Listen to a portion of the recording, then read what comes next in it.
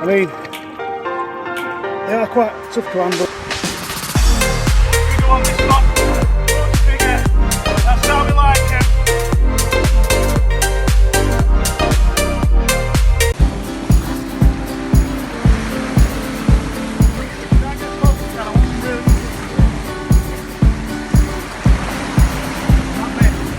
Snap me. Has it?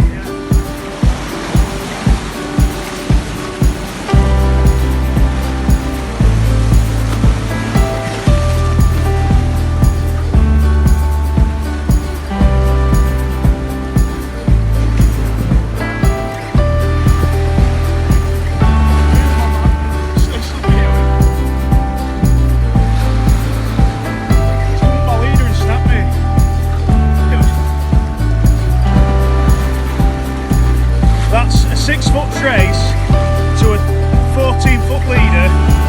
He's got my line and he's snapped me.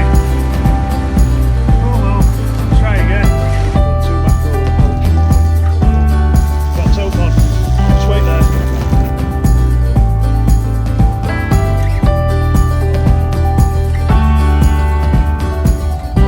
Hi, good morning, welcome to Fishing Squad. Well, I feel a bit under the weather at the minute.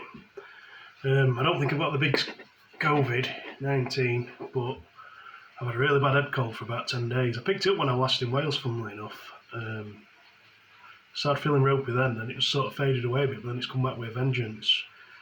I felt shocking on my days off the last sort of 3 or 4 days. I've been doing a bit of prep, because we're hoping to go back to Wales next week to do a bit of tope fishing, a bit of last attempts for this year. The weather don't look like it's going to play ball at the moment, but it keeps changing its mind.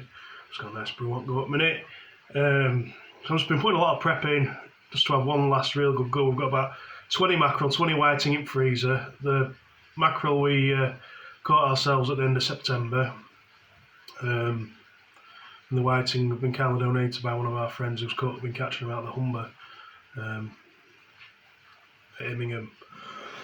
You have to bear with me. This video will probably be out by the time we're already there, to be honest. Because I might need to add to it, I'm not sure yet. So what we've been doing, basically, I've just bought some bits and bobs, trying to improve our chances. I'm holding camera, I've got a cuppa in my hand, I need to put it down somehow. We'll sort that out in a minute. So one thing I'm hoping is going to give us an edge is I've bought some holy mackerel oil in an injecting kit to inject baits with some oil. Obviously in cloudy water, which it will be now, we're going to be struggling. For any visual, it's going to be scent based. Whether we're hoping for tope, but we'll take plenty of huss and whatever else. We've got some holy mackerel. Funnily enough, the smell of that, it smells like I got off lobsters. I don't know why, but it does. It certainly doesn't smell like mackerel. So we bought that to try and give us an edge in terms of scent. We're going to make a chum as well and put some of that in it. Just been buying a few leads ready for next week. Got some Gemini ones, 7 ounce. See how they go on. We've got half a dozen of them. The bulk of the leads we've bought are these. I think the breakaway 7 ounce. See how they get on for casting. See if they can get our baits out further in the tide or whatever. I couldn't get hold of any AFW 135 I think it was what we used last time. I've got some rigs already made up with that, but I've been experimenting with the AFW. I've just got a card here. AFW 49 strand, it's stainless steel this, so I'm going to use it on the clean ground mark. £90 it is. I'm experimenting with that. It's not as easy to put the rigs together with that because it's quite fine in comparison to the 135. But I've tested it, it's strong. You know, it's not like, because it's £90. Remember I did a test with, I think, with some Sakuma £100.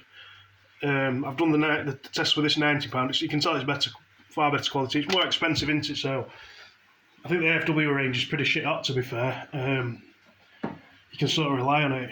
You'd have to be unlucky to get snapped off on like their range, £90 upwards. So yeah, I had to tweak it a bit because it's quite fine. It's a bit finer than the 135, obviously. I had to tweak it a bit with sort of the wire to mono knot. I'll show you that now. I've just shown you with that card. But because it's finer, it's just quite difficult to knot sometimes. Now I've been using like a length of 12 inches. If you've been watching the channel lately, I've upgraded my tote rig sort of thing to accommodate a longer snood. Because you saw I lost the tote in August, and it was down to the tote being too close to my main line on a short snood that I was using. So I accommodated the longer snood, and it did work well. I had 2 runs on it. I almost landed a tote, and then my hooks let me down, which were a bit of a bastard, to be honest. So I've upgraded the hooks. We've got O'Shaughnessy, bronze, must-have bronze O'Shaughnessy, 8.0. You'll see anyway in the video when we're there what we're using. We've also got some Cox and Roll 6.0s, that's all I could get. I've still got some rigs made up with some 8.0s that were made when we were there last. Anyway, we'll cut the chit chat a little bit. We'll just get to the point. So yeah, so what I found was I've been joining mono and wire together with an Albright knot, but with this finer wire, it's a little bit slippy sort of thing. It does work, but you don't get as nice finish as what I'd like. So what I've been finding, just for a bit of extra security, I think this is what I'm going to do with whatever wire I use from now on. I'm going to make a loop in it, like to side the Albright knot, but I've just put a crimp on. I'm going to crimp a loop. It don't need to be like a mega crimp or anything like that. It just holds the loop nice and steady for when you run your 200-pound mono, wrap it round it to do the Albright knot. This is what I'm going to use from now on. I'm going to crimp that there like that. I found it works really well with this. I was finding it quite difficult to knot against this because it's quite slippy and fine. So you've got your loop like you're doing the Albright knot, and all you're doing now is just doing the hitch bit where you hitch the loop into your integrate it into your mono by doing some wraps down it. Do 3 down it and 3 back up it. Use plenty of mono. I think this might actually be 250-pound mono because it's quite stiff. 3, so I've done 3 there. And it just makes sure it is absolutely 3 and this helps, the crimp helps stopping your loop coming untangled around your mono. You can keep it steadier. So I've gone down at 3, now I'm coming back up at 3. Once you get to here, it should be. I think I've picked up the wrong mono here. I'm making a right mess of this, aren't I? But we'll get there. It's not very good for showing people this. I'm just going to have to bring it into me just so I can get more purchase on it, if you like. Well, if you look for an Albright knot, mono to wire to mono join, it's 3 down, 3 up. If you know the Albright knot anyway, just do 3 down, 3 up. Not the 5 what you do with mono to mono. Put some moisture on that. Now I have been absolutely swinging on this outside on like a screw because I've had a hook on the end of the wire. It will go down. I'll have to just probably use pliers though because I ain't got a hook on the end of it, if you know what I mean. It does go down.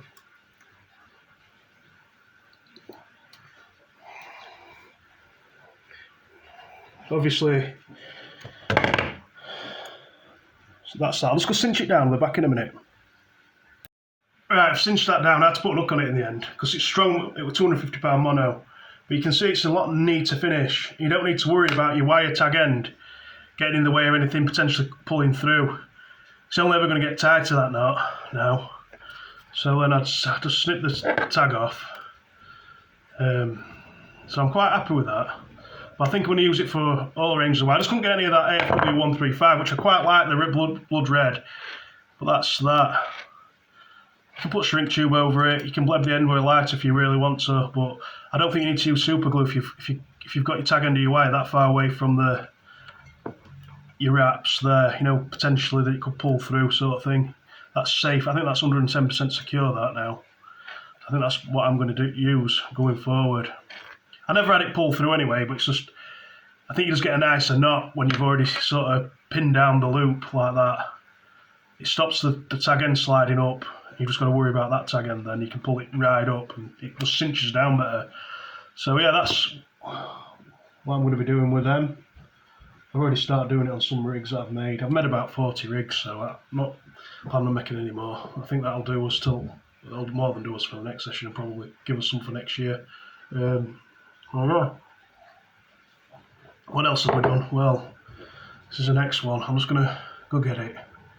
Hooks, I think if I'd had a net that day, I'd landed that tote. We've got a really big net. I've had to reinforce the head. not just with tape, have put a metal bracket in here to hold these net handles. I may even go around the net again and tape another thing on here, you know, with some more wire around the top of it, maybe to just reinforce this, because it's still got a bit of give in it, and I just think if you get a Tope on, I think it might break it. But I've gone around it with some washing line already, back up the pole, tied it on, then gone around it with some gaffer tape. I've extended the handle. It were carp fishing net handle, but I've reinforced it. I've gone around it twice. I've gone around it with a tube off a rake out my shed. I've screwed it all together, bolted it all together. I'm hoping that we get to use it. It's a nice big net, it really is. It's deep as anything you ever could get a Tope in there easy. You only need to get it half in, don't you? And then you're away. So yeah, it looks like we're going to get some really tough conditions at the moment. It's predicting 30 and 40 mile an hour winds off the sea. There's a couple of spots we can try though. We're just going to go with it. We're going to make a chum. I'll add this will probably be on this video, the chum it will be. We're going to be using like empty milk balls, fill them up with chum. We've got 2 ropes in Wales, 2 decent ropes. We'll tie a rope to that, pierce the bottle and drop it in the tide. And hopefully that will just leak out a nice bit of scent, and we'll get a Tope in the area and we'll get some runs. It's going to be tough going though with the conditions. I think we're just going to have to persevere, wait and hope we get one. It's just last chance saloon. I mean, the week after looks better, but I just don't. With Christmas on the horizon and all that, it's just, this is like last chance saloon really. I think it's the only opportunity we're going to get to go. Then I'll be bringing some fishing gear back from Wales, and we'll be hitting the east coast up this way for cod, hopefully, and whatever else can get our hands on the beaches off up this way. So yeah, we'll see how we get on. So fingers crossed we hit some decent fish next week. Sorry, we've been a bit quiet really. I feel a bit like bad that I haven't been able to put more footage together as well. I mean, I've still got this locked iPhone that I'm going to get sorted out tomorrow. I think I'm going to take it somewhere and get it sorted. It's a bit of a frustration really. I mean, when I look back at the videos that we did last, the quality of them wasn't that bad, but obviously they were quite brief. We'll try and sort that out so we've got a bit more in depth and there's a bit more something worth watching if you like. I'm still gutted that we didn't get a Tope out last time. We were so close. We'll just try it again. We'll see how we go. I've still got to do my 500 sub giveaway. That'll be before Christmas at some point. I do apologise I ain't got around to it.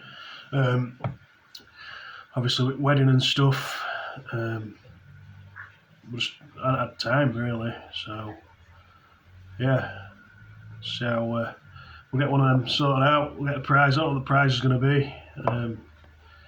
But it'll just be a little thank you to subscribers. Once again, thank you to everybody that's subscribed to the channel. I'm just hoping that next year we're probably not going to just be so obsessed with trying to chase Tope. I've had a good go at it this year, so I've not even had one. I've had 3 runs, 3 lost fish.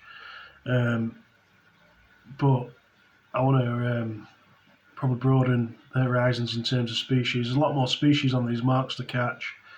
On certain days we probably will have a Tope bait out still, but we will be putting, it'll just be on one rod, we'll put in more effort in, like do a bit of float fishing for wrasse and pollock, and if anything else turns up it's a bonus. Maybe try and target some bass as well off the beaches and what have you. We might get a bass session in next week with it in between this Tope fishing. I don't know yet. Just depends if we can get hold of some worm. Looking at it, because how we're going to be fishing, it'll probably involve going out at like 2 o'clock in the morning to dig some, but if we could dig some and maybe fish at the same time in darkness, might be pushing it a bit, but we'll see, isn't it? So yeah, hopefully when this video's gone out we'll be in Wales and we'll have nailed a few Tope.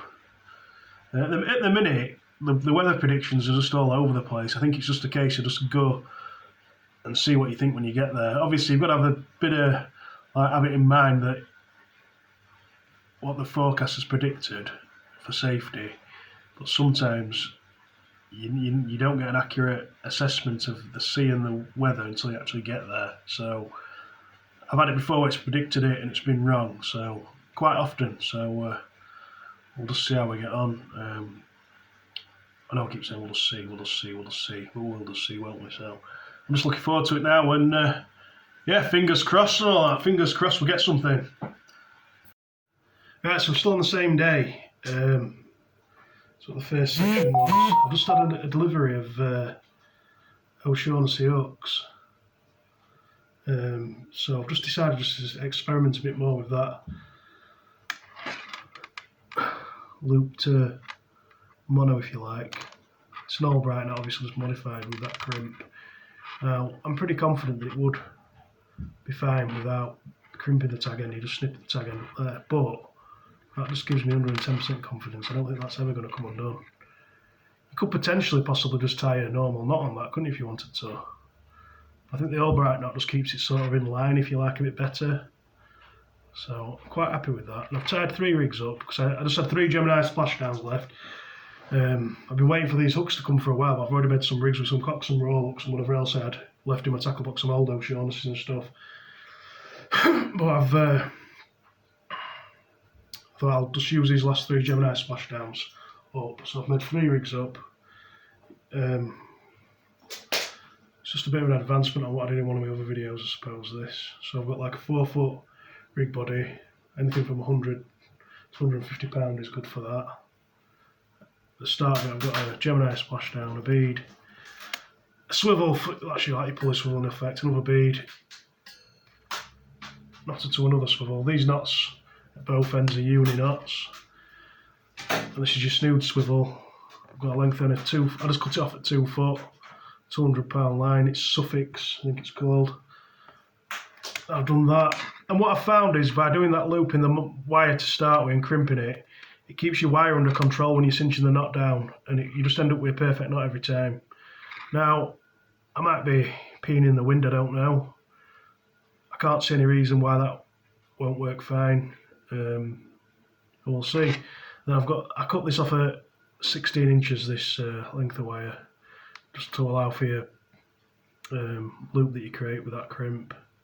A couple of inches there, and then obviously a Flemish eye, which has been quite clinched down because I was pulling on it to tighten this knot up originally. I put the hook on it, I put the swivel and hook on, did the Flemish eye with the hook, to get the hook in place, left the crimp free running, pulled everything down tight, and then slid the crimp back down over the tag end, just so there's no slippage, I suppose.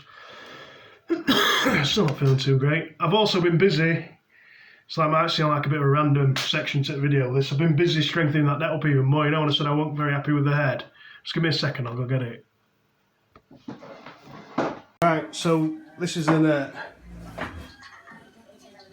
So I'll drop it up for you, get better. Oh, it's been reinforced around here, obviously.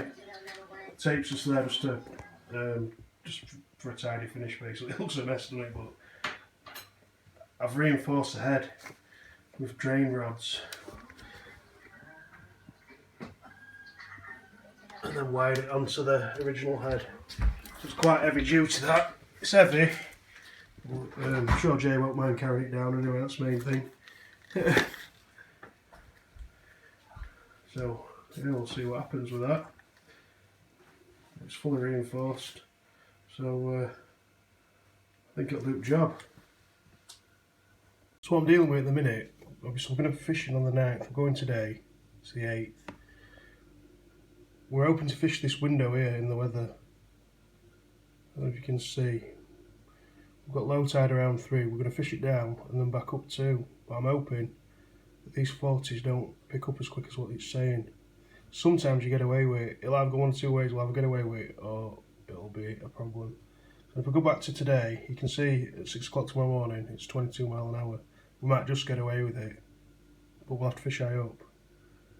And then you can see here, as we are now, in the 50s and 40s, and that weather window, I think it's starting around here, but then you can't tell me that it's just going to drop 3 hours and then pick up again for 4.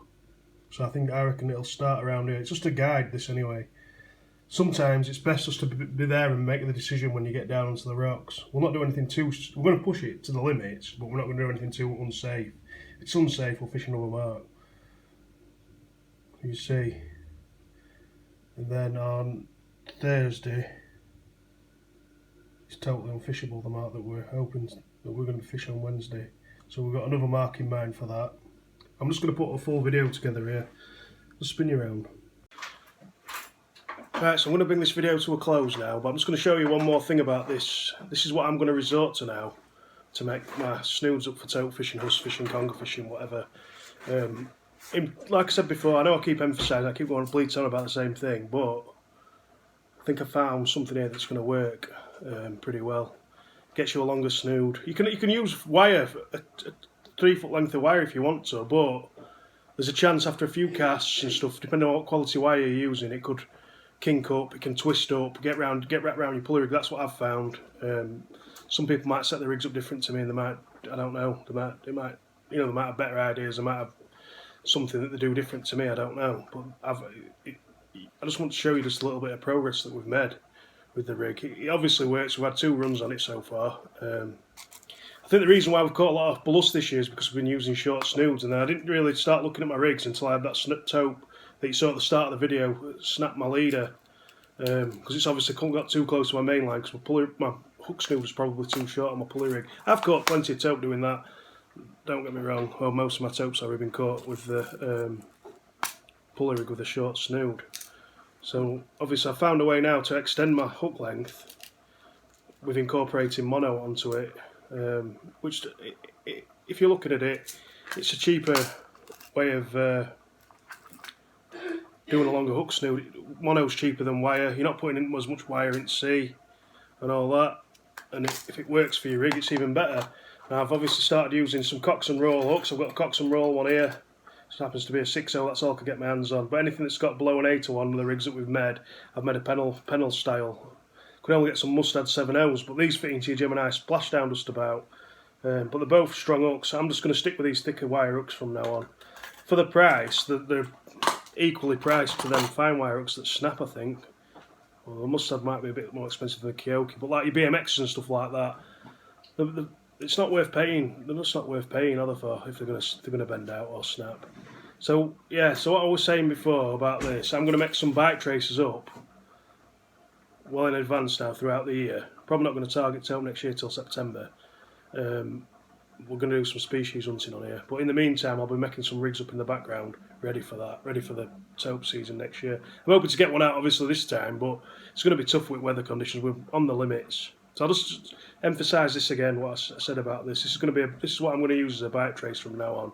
So I'm going to loop it like this. Now if you use a decent crimp, you could tie any knot onto this, but these are soft crimps, so I mentioned earlier on in the video that you could tie any knot onto. One key thing I forgot to mention was you need to use a brass crimp, one of the ones from Veals, that you have to really squeeze down.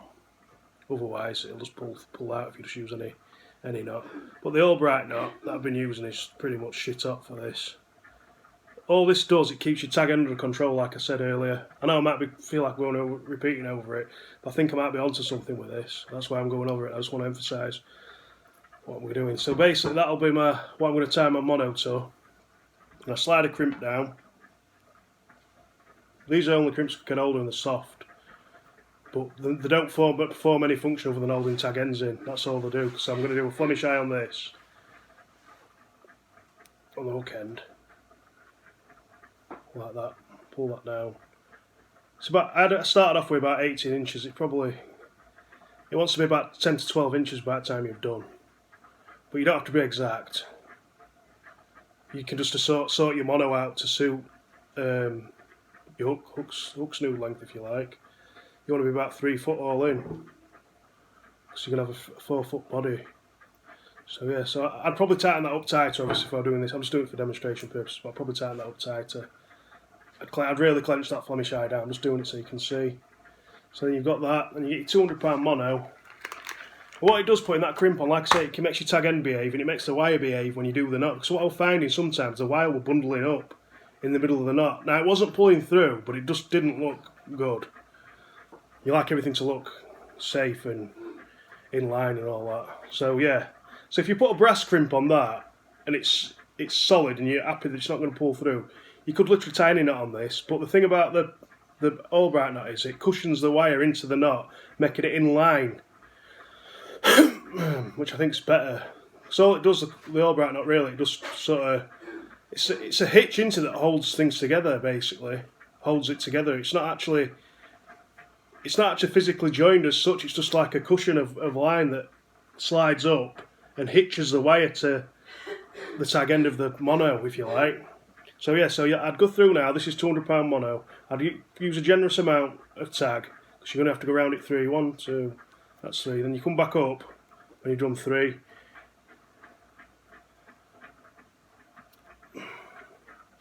Just make sure you count how many you do quite accurately, because sometimes you might think you've not done one and you have. Then you go through the same way that you went in the loop to start with. I use this for my shock. I've started using this knot for my shock leader knot. 5 turns though. Then what you do, can you see that now? You moisten that down, and it should, if it behaves itself, it should just nicely slide up the loop of the wire. And give it a bit of an help, right?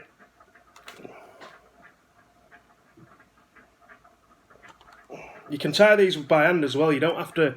Sorry, you tie them all by hand, but I mean you don't have to start like swinging on stuff to get them to cinch up when you do it this way. Whereas I was finding again when I wasn't incorporating that clip, I was really having to swing on stuff. But look, can you see? You just end up with a nice finish. I'll snip that off. Got some scissors knocking about. Yeah.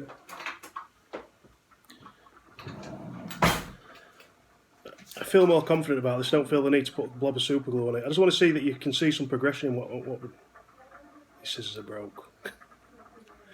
I tried to slice whiting up with them last night and I broke them. We'll get the other pair. Just wait there. Yeah, I've done some chum as well. We sliced some whiting up and put it in with some of that holy mackerel oil, and we put it in a milk bottle. It's ready to go. Just wait there, I'll get it. Nice block of chum, frozen whiting, blitzed up in blender with some fish oil. So yeah, so that'll put some scent in. But that's your knot. Look, I haven't put much pressure on that. But if you had a vice and stuff, just give it a tug. You don't have to though, because I reckon that'll hold fine. But that's how you want your knot to look every time. And when I wasn't putting something on the tag there like that, I was finding it would just crinkling wire up a bit. But you just want it to be, you want it to look good, don't you? And like it's going to do the job. Neat, that's what I'm looking for. You want it to look neat. 700 Shaughnessy. I couldn't get any 80s. Like I say, I've done a few pedal rigs with that, and I think I showed you a clip here on a video as well with this knot again. I'm just emphasising that. You just run it off to a swivel. Well, I'm happy with that. So, if you get plenty of wire and stuff throughout the year, you can make loads of little bike traces up and just store them on spools or whatever. Then just when you come to it, simple case, get your £200 mono when you want to tie a rig up. Away you go. I mean, what I like about that is as well, if you tied a load of snoods up and you didn't have any rigs ready, but you had the kit down with you, everything's crimped up, ready to go, and you can just make your rigs on the rocks, potentially, if you wanted to. Oh yeah. So we're travelling down tonight. You can see we've done a bit of prep with rigs, put a bit more thought into stuff, or a bit of thought, maybe not just a bit more thought, and hopefully it pays dividends. We're going to be up against it with conditions, like I say. They've changed again for the worse, really, but we'll just give it a go. We fished the spot where I fished with my dad, or if you saw the video when I fished with my dad, these are like a lower ledge that might enable us to land some fish on it, even in a rough sea. So it's going to be a case of just waiting to see. I think the weather predictions look very confused at the minute, and it'll go one or two ways, won't it? It'll either be worse or it'll be better than what they're saying. But we won't know until we get down there. So We'll just have to see how we get on, like I say. Yeah, so we'll just leave that video now. I was going to do a long video with everything in it, but I just think it's not as, you know, you want the fishing separate probably to the prep, I'd imagine. Then you've got a choice whether you want to watch me bleat on about a load of crap or not. So, yeah, nice one. Still a bit run down with cold, but I feel a lot better than I did do. You can tell by my voice, I'd imagine that it's still affecting me. I've done several COVID tests. It doesn't matter if you've got COVID or not, does it, these days? It's just, it is what it is. I've been to work and stuff, so it's cracked on with it. And it certainly won't stop me from fishing, so yeah, we'll put the next video out after this one in a couple of days. Should both be on. There probably might be one big one, or we'll do two separate ones. You should see some decent waves anyway, if nothing else. We're going to be on the limits, like I say, but we're going to be, safety is the priority, obviously, and then fishing, being able to fish is then second. So I'm not taking any risks, and fingers crossed. Fingers crossed. Look, we've had a go. The last Tope I had on, when it bent the hook out, I was so close to having that out, you know, but we're going back with armed with a net, armed with everything we need now. It's Tope season, you know, let's have it. You know, it's just, it's been a bit exasperating losing fish like we have done. I've lost the last 4 Tope I've had on. I had one at the back end of last year, then the 3 I've had this year. But it's just part and parcel of fishing for big fish. At least we've got some big fish hooks this time. So yes, let's have it. Let's have a go. Come on, yeah. All right. Other than that, see you very soon. Come on, let's have one. Let's get it.